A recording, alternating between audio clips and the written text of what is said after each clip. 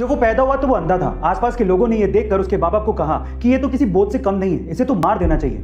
अंधा होने की वजह से बमुश्किल उसे किसी स्कूल में एडमिशन मिला, लेकिन वो पढ़ने में बहुत होशियार था। 10th में 90% मार्क्स बनाने के बाद वो 11th में साइंस लेना चाहता था, लेकिन आंध्रा का कोई भी स्कूल उसे एडमिशन देने को तैयार ही नहीं था। कोर्ट में लड़ाई लड़ने के बाद उसे साइंस में पढ़ने को मिला।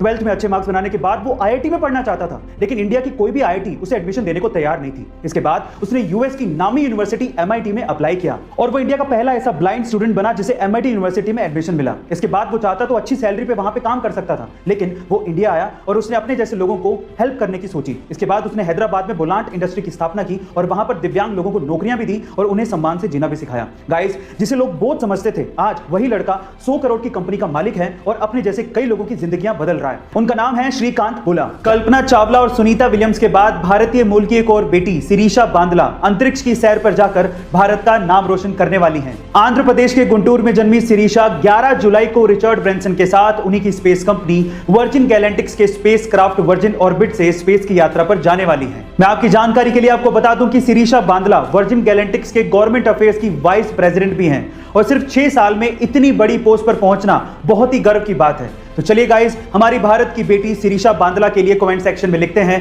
Best of luck for your first space travel Shirisha. बहुत से ऐसे आम लोग हैं जो कि अपने खुद के घर का सपना पूरा करना चाहते हैं, लेकिन एक तो प्रॉपर्टी के दाम और ऊपर से उस घर को बनाने का खर्चा, ये पैसा इतना ज्यादा होता है कि उसका सपना सपना ही रह जाता है।